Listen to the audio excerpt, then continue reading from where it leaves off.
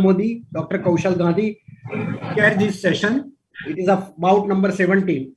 And moderator will be Dr. Vishal Mehta, Dr. Vinay Bhumia, and Dr. Poonam Brahmbhatt. I think all of them are there. I would like to request Dr. Asha Shah to kindly introduce our two speakers, Dr. Shweta Nagar and Dr. Shilpi Mohan. Over to Dr. Asha Ben.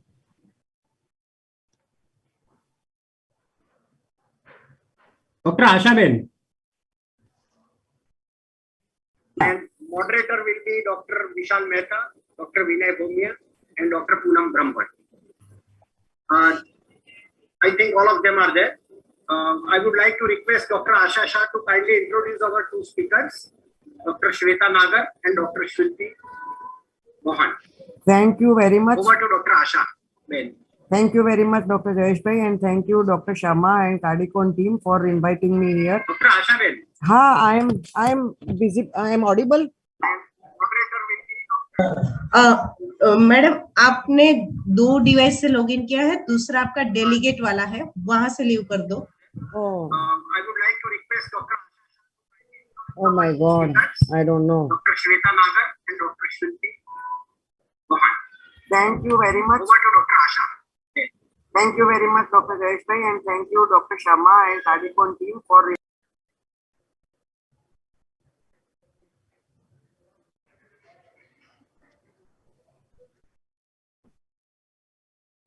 Please go ahead, Dr. Asha Ben.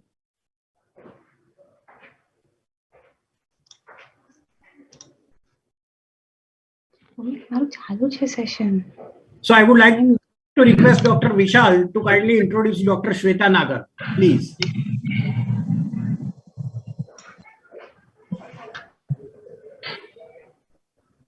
Shall I?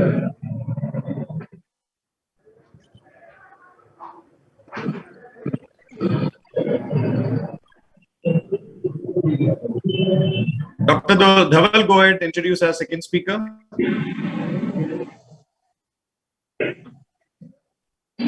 Dr. Kaushal Gandhi. Kushal, Yeah, Dhaval, very good morning. Second speaker next Very time. good morning. So myself, Dr. Kaushal Gandhi, and good evening for the talk number 41 and 42. So here, Dr. Shweta Nagar is the founder of Vitazia Wellness, the diet clinic, and she is MSc in foods and nutrition with more than 12 years of experience. And her expertise in counseling the clients and motivating them to achieve their health goals.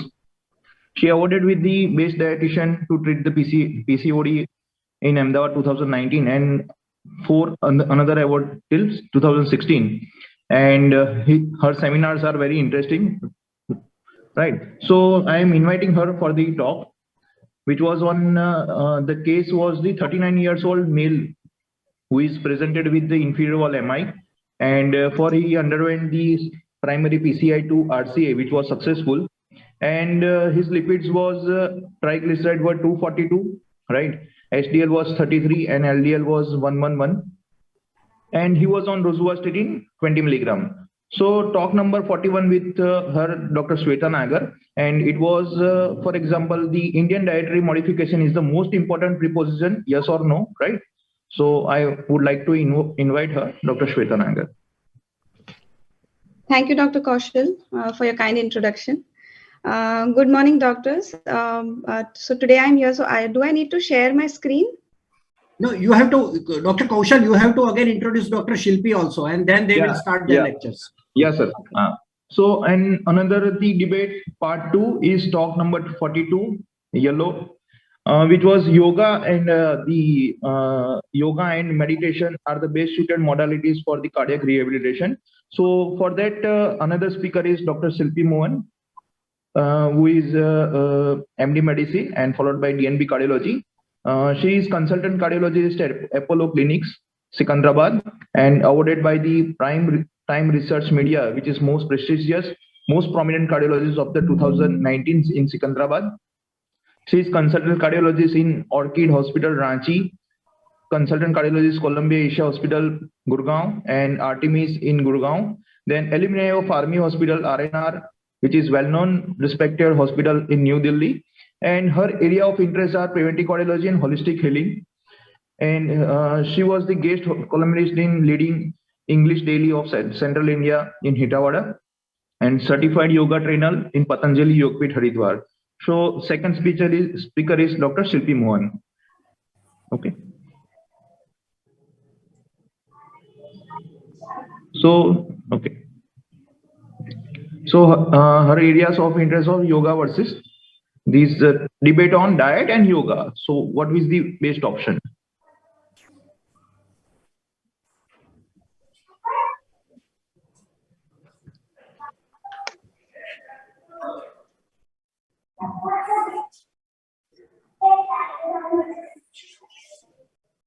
So shall I start the presentation? Yes, please. Yes, ma'am. Go Yes. ahead.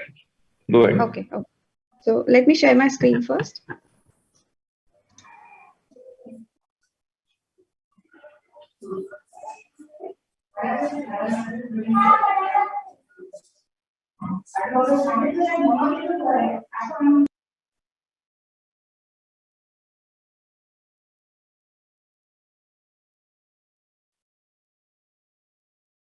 Hello, Shweta, can you start?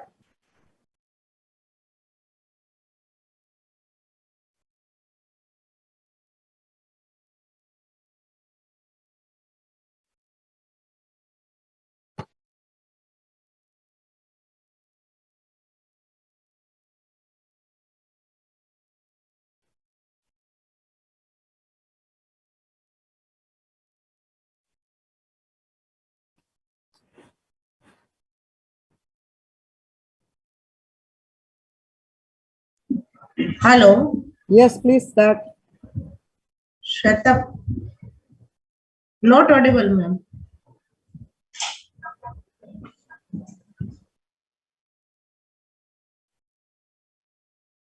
We are not able to hear.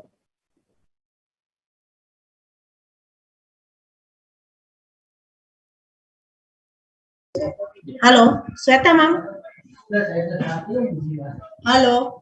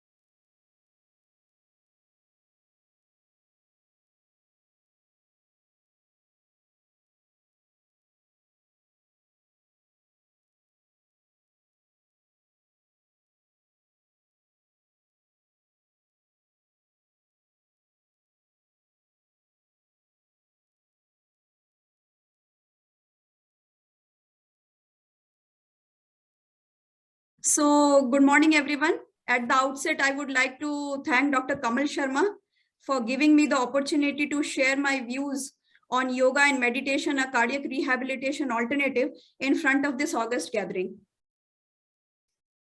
So, we have a young male, a high-risk male in the productive age group, and the glaring questions in front of him include three. Number one, what have I done wrong so as to have MI at this young age? What are the cost implications of my therapy if it is going to be lifelong? And what are the chances of recurrence and how can I curtail that? So can modified indigenous diet look into the answer of all the three questions? I beg to differ. Because the psychological impact of eating less and change of diet is very much high in Indians, because India is a yummy country and food is like religion. And it can be acceptable, yes, I agree, but then is it going to be sustainable in the long run is again an arguable point. So do we have any alternative strategies?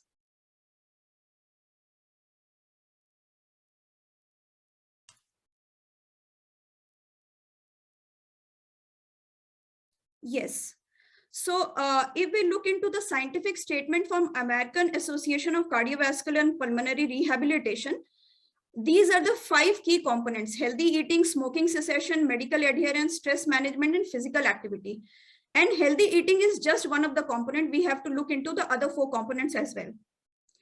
Looking at the phases of cardiac rehabilitation after the initial phase when the patient is discharged from the hospital, we have to look into the other phase 2, where risk modification has to be done, psychosocial counseling has to be done, and then patient has to be brought to such a level that he can independently continue with risk modification with only periodical evaluation by the treating physician.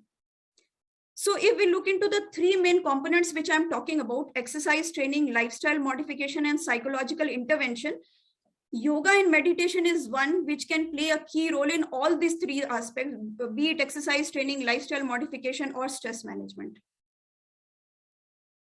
So giving you an overview of yoga and meditation, the 3 components which are very well studied these days and implemented include asanas, that is posture, mindful breathing, that is pranayama, and meditation, that is dhyana. So I'll deal with all these 3 in my subsequent slides.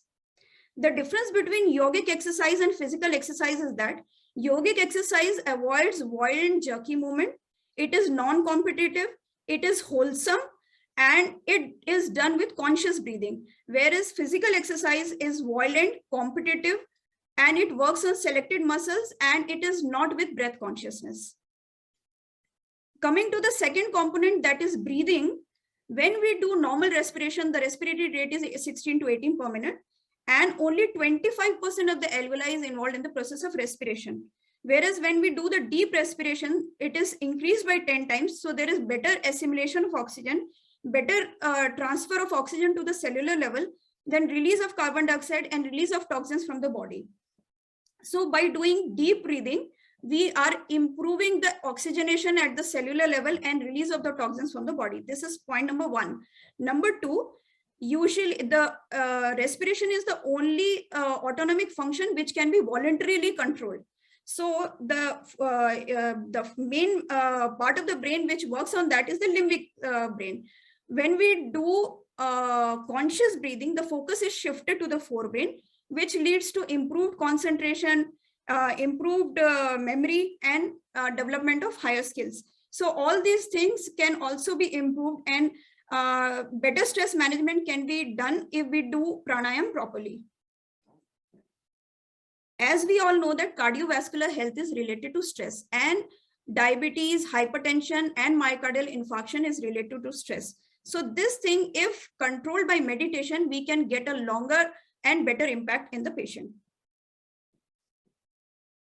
So when we do yoga, we shift our focus from illness to wellness, and there is a body, mind, spirit integration, balance of body, mind, and spirit.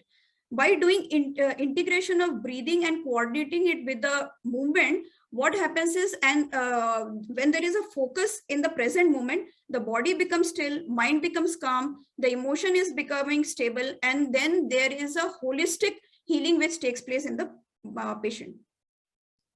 The basic mechanism of yoga and meditation is it works on the vagal system and slows down the sympathetic system. So by better stimulation of vagal system, there is a better heart rate control, increase in insulin sensitivity, increase in glucose tolerance, reduction of HPA axis stimulation, which leads to a reduction in atherosclerosis and CVD.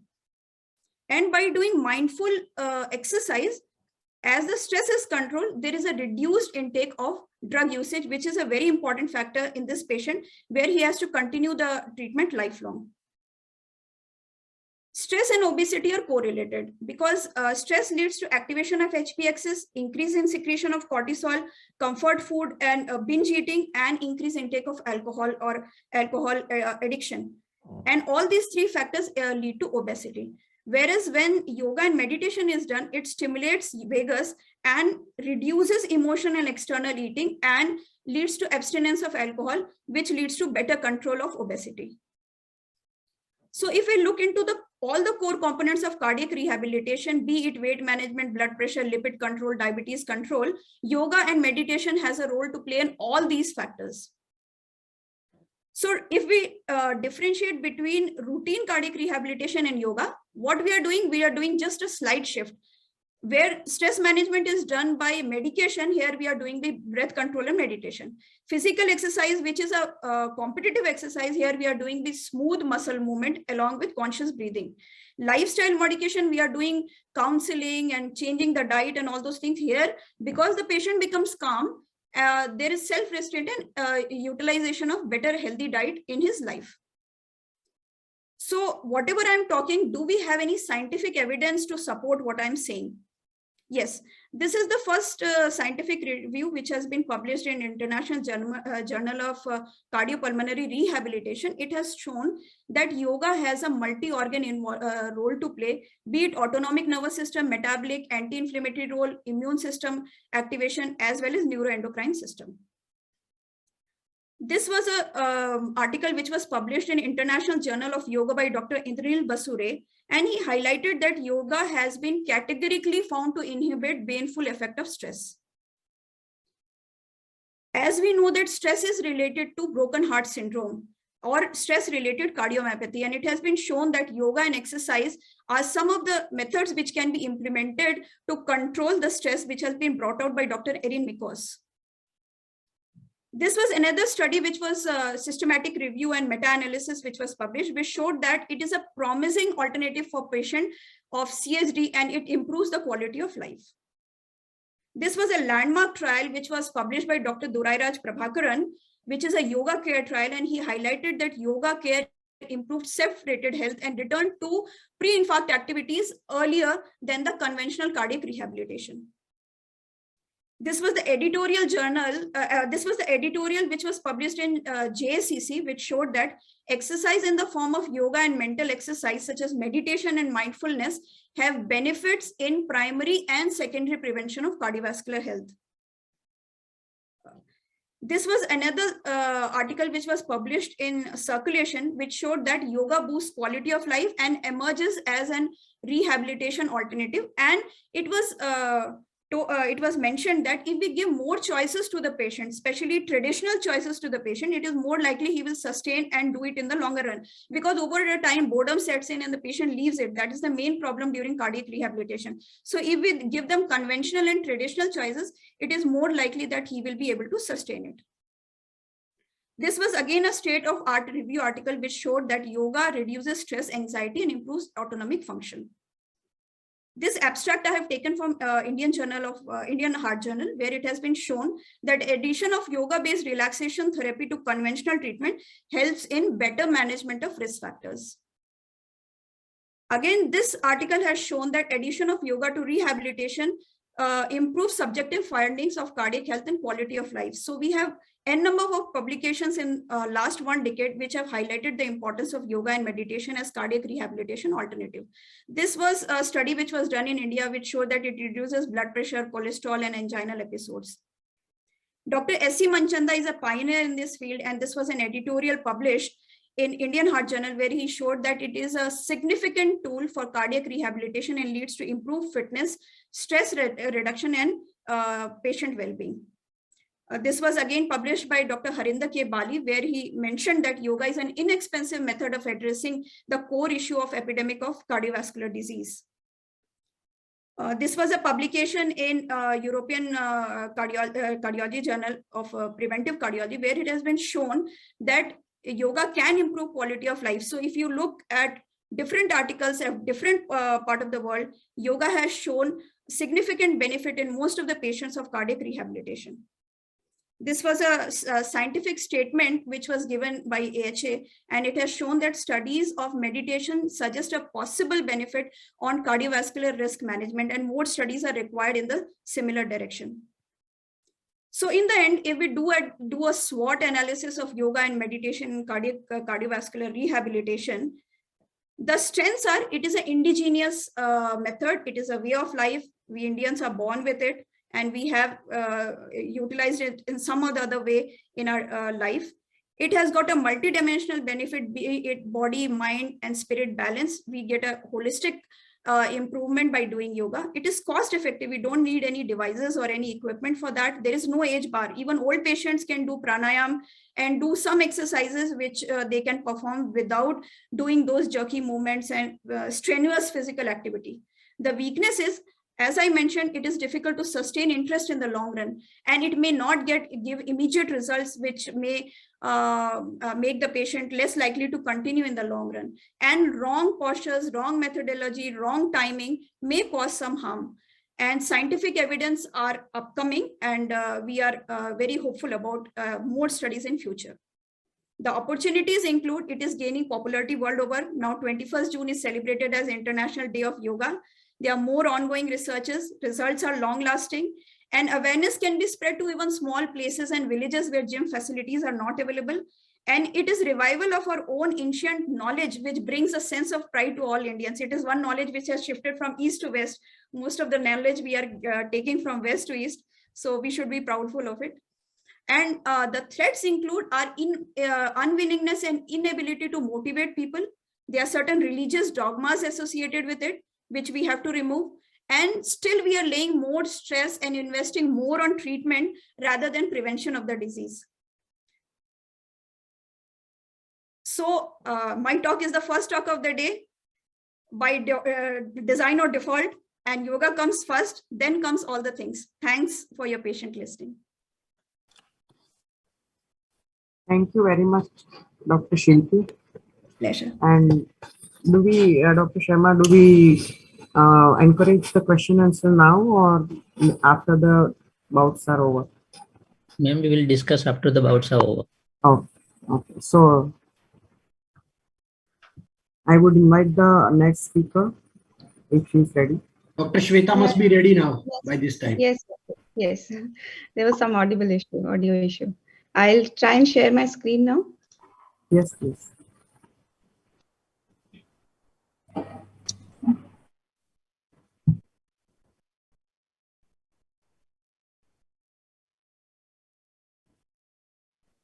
Unmute yourself.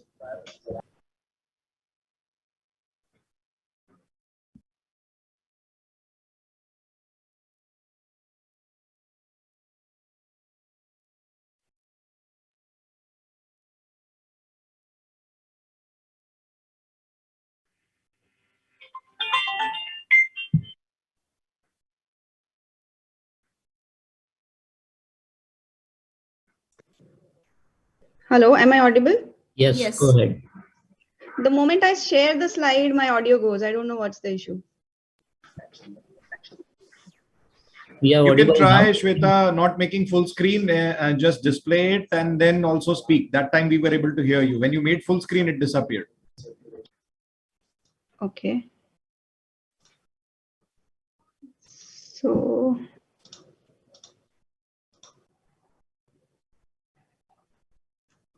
no, so now I don't see my presentation only. Just a second. Another option is keep the video off.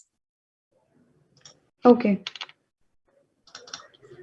Morning, Dr. Kamal. Dr. Ajay here. Neelam, if you can help her, Shweta. Yes. Yeah, unmute and speak. Shweta, if we can hear you, let's see.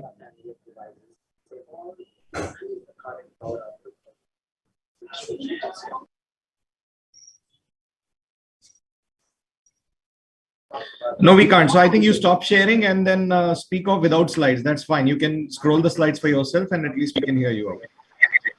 Okay, fine. Just a second.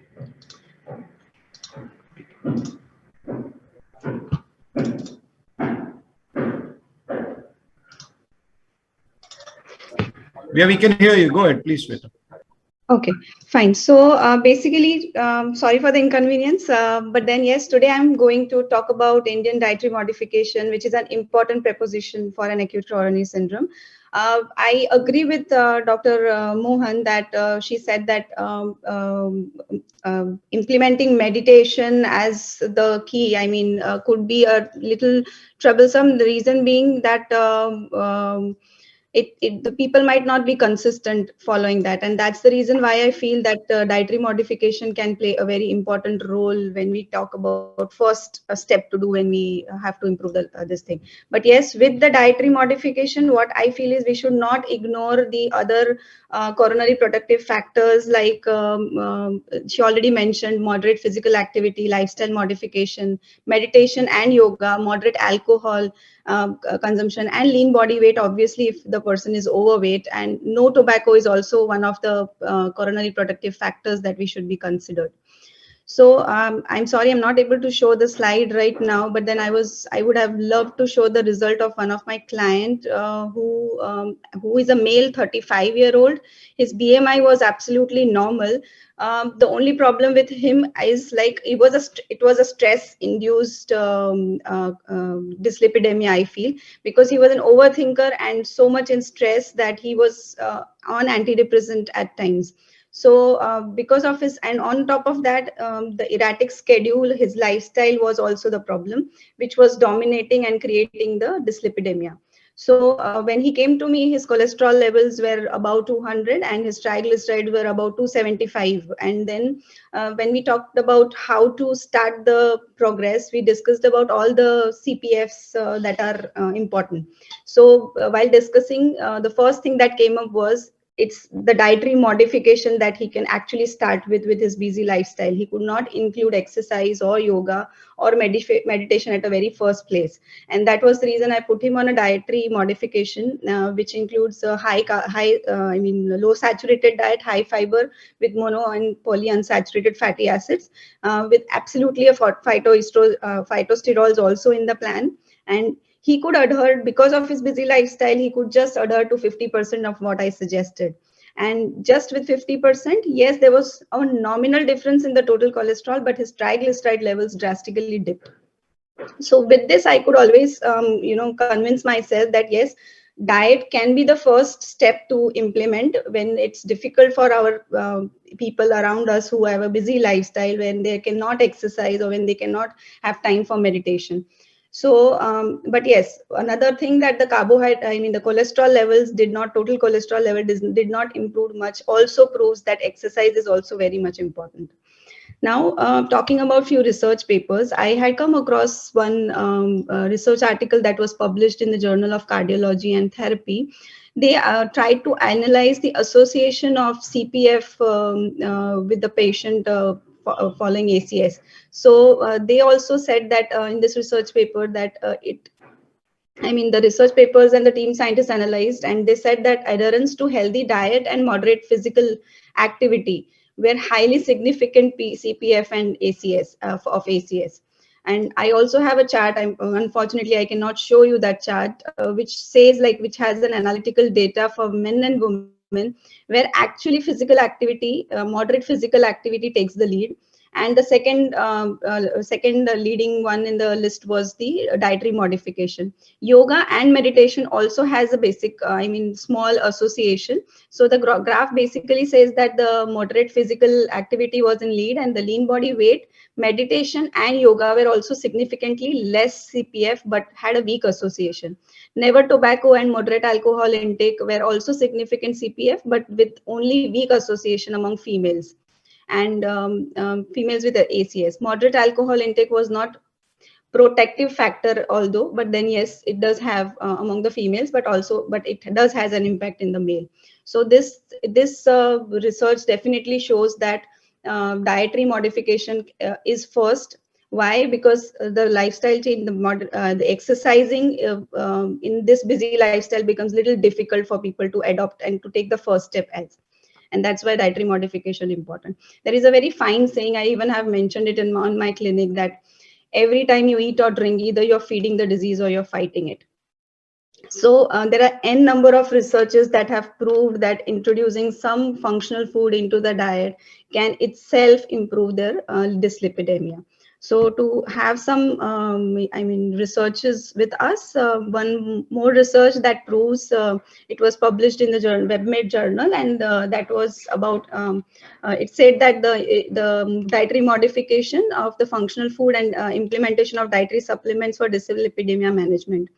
Many were tested, like many food products were tested, but the functional food which were actually holding a positive impact was soya protein, plant sterols, probiotic yogurt, and marine derived omega-3 fatty acids.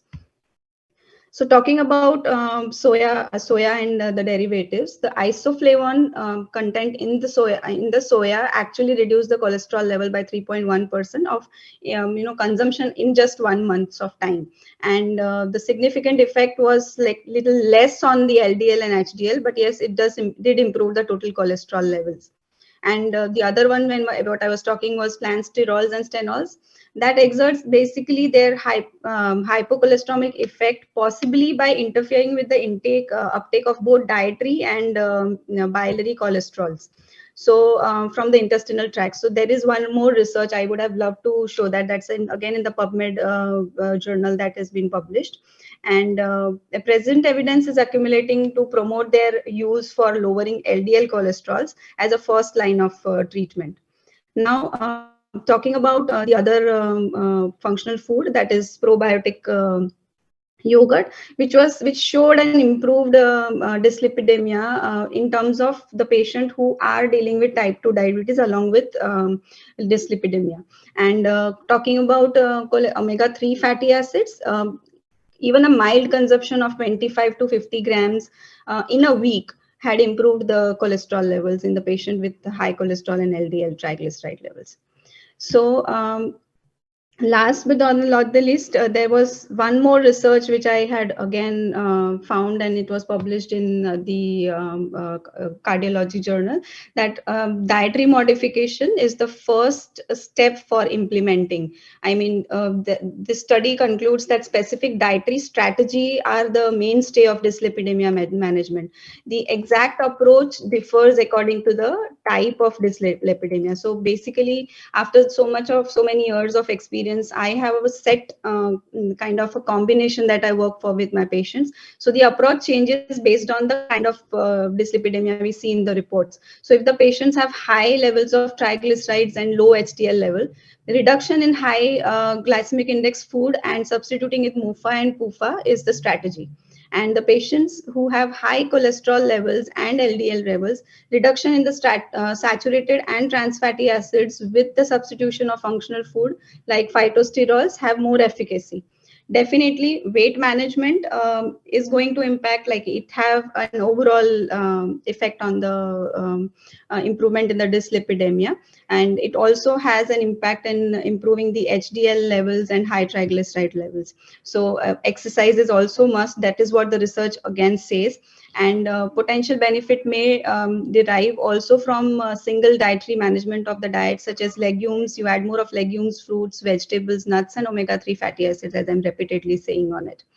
So with the backing of all these reports and researches and all that, what I feel is the takeaway from my talk could be, yes, exercise is very much important, but because in this lifestyle, in the kind of busy schedule we are into, exercise, getting into that exercise regime, and as Dr. Mohan said, being consistently exercising or meditating and yoga is little difficult. At least implementing the right food and eating right in a right manner also is a key for the success. So with balanced diet and exercise, I also preach my client about the circadian rhythm and the cognitive behavior therapy. I also focus on more of cognitive behavioral changes. Like I try to preach them about what is the positivity of this program and all that. We all know that lipid pathway are under circadian control in all the major metabolic tissues, and loss of that clock, like most of the time people sleep late at night, get up late in the morning, or even if they get up, they are in rush, they are not in calm. As Dr. Mohan said, that breathing in and breathing out right way definitely plays a very important role.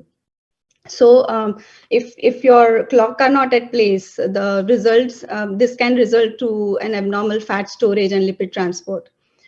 So that's the reason, along with diet and exercise, biological clock and CBT. CBT can help our patients reduce their systolic and diastolic blood pressure. It also helps them manage their stress. It also helps them take care of their depression. And yes, when the dyslipidemia is due to stress, like my patient who was on a normal BMI but more stressed, his lipid profile was more stress induced and not obesity induced. So in that case, I personally also recommend more of stress management through yoga and meditation. But the strategy changes based on the patient. There is no one set strategy for all. That is what The I last feel. 30 seconds, please. Yeah, so I'm done with it. So that was my last slide anyways. So again, to sum up with, all the CPFs has to be considered while we treat the patient. So the house is open for discussion if there are any questions. Asha ma'am, we have fantastic faculty for this session. Thank you both of the speakers. Asha ma'am, Dr. Dhaval Doshi practices a lot of what we actually are discussing here. Dr. Dhaval Doshi. Yes, sir. Also is Dr. Kushal Gandhi, who's been student and prodigy of Dr. S.C. Manchanda, one of the father figures of yoga and cardiology. Dr. Vishal Mehta, Dr. Bhaumia, and Dr. Poonam Brahmbhatt, please, your comments, please. Yeah, I would like to go first, Dr. Sharma. I mean, both of the speakers have done justice to that topic, and it's not contradictory. I think it is all complementary to each other. So that is a great point. And we all also agree to whatever they said. Both of the methods work for the patients who are already on medications and also other lifestyle modification. Oh yeah, so basically it is all very clear, and I don't think there is any confusion in this. And I congratulate both of the speaker and Dr. Sharma. Thank you very much for the opportunity to be here. And I do say that there are some technical hitches which did happen, but that's okay. So yeah, my comment is that. And Dr. Dhaval, you are there. You are the best person also to talk about this because you are practicing many of the things that both the ladies said. Yes, yes. Thank you, ma'am. Yes, yeah, I also agreed that lifestyle modification is responsible for decrease 50% mortality of the cardiac patients. So lifestyle modification, including both yoga, meditation, exercise, and diet.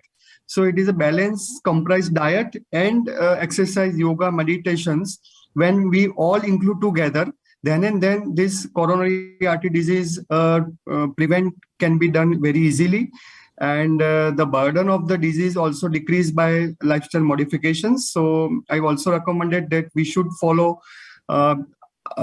baseline evidence-based medical treatment, then also this yoga, meditation, exercise, and balanced diet.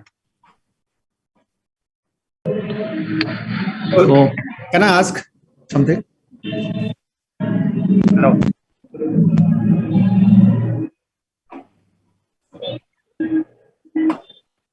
You are muted, Dr. Trivedi. Unmute yourself. Can I ask one question? Yes, please. Yes, What is your prescription for lifestyle modification like yoga, exercise, and meditation? What is your prescription like? How much time they should do for each? Yeah, as far as yoga meditation is concerned, the prescription includes that we should at least start doing it. That's the number one point. Even if we do for 5 to 10 minutes, but at least we should start doing it. Because sooner we start doing it, the timing is going to increase in future because the patient will become more confident of the results he's achieving. That's number one. And as it holds good for physical activity, same holds good for yoga and meditation. Minimum of 30 minutes to 45 minutes is something which is good enough if done in a day. Completely agree with Dr. Mohan. It's like, something is better than nothing. And which time is better, night time or morning time? Morning time. Morning time is the best. Early morning, empty stomach, because there are many yogasanas which, if done with a full stomach, then it may lead to reflux because there are many bending poses and all those things. And even Kapalbhati, if you're doing, then you cannot do it with full stomach. So the best is when you get up in the morning, free of all your basic schedules. And after that, you do first yoga and pranayam, and then continue with what Dr. Shweta has said with the diet and other changes in the day-to-day life. But meditation can be done anytime. Meditation can be done anytime, even at night, because throughout the day you are stressed out. So if we do meditation at night and clear, it is like a recycle bin. So whatever junk is accumulated, if you clear before you sleep, then you wake up fresh and then you are ready for the next day.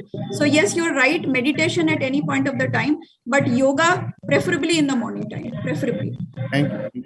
But can you do like alternate day or something, because both the things are doing daily, maybe time consuming. So is it possible to do that? Yes, definitely, definitely. As I said, you have to set patient on the right track, that these are the changes which are going to do good in the long run. It is like depositing money in the bank. So if you do today, 2 days you don't do, but you do again, but at least you are doing, rather than just wasting your money over buying things. So it is the same way. You have to start doing it. Suppose today you're doing yoga, preferably followed by meditation, because it is a sequence that your body is prepared and then you're calm down and then you're doing meditation.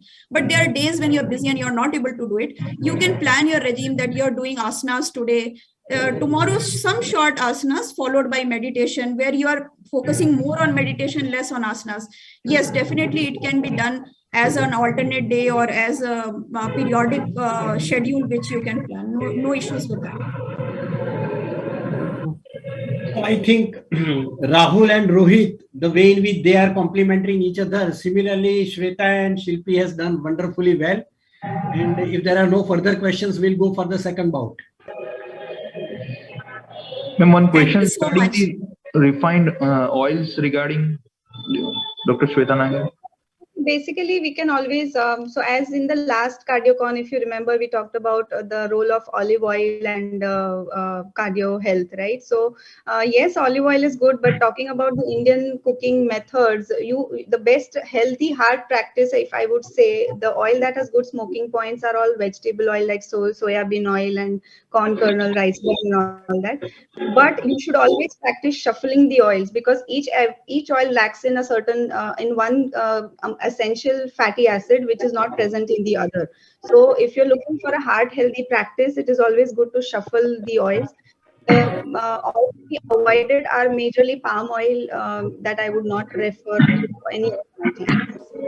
Ma'am, I'm the student of Dr. S.C. Manchanda sir, and he used to tell that whichever the oils available in the market, all are refined oils. So soybean, which are the oil are available are refined oils. Don't use any refined thing, right? Just use filter or double filter oil. So filtered and double filtered also are better than the refined one. But yes, using the refined one is not. He used to say that anything in ghee is good, because the ghee is normal at higher temperature also. It's not regenerating. It's not about, there is no food called bad or good food. So it's more about having it in limitations. So agar aap ghee le rahe hain, if you're having ghee, make sure that total carbohydrate intake jo aapka hai, wo 30% of the calories should come from good fat, right? So good fat includes ghee, good kind of an oil. It has to exclude saturated fats. So it's absolutely okay. You used to say that vagar karvo hai to ghee ma vagar karvo, jo refined oil karta. Yes, that's better. I think we have crossed the time, please. Now go for further questions and we'll go to the second bout, please. Otherwise, we'll be late all throughout the day. Yeah, second talk. Okay. Thank you so much. Thank you, Dr. Kamal. Thank you all the moderators and the Thank you as well.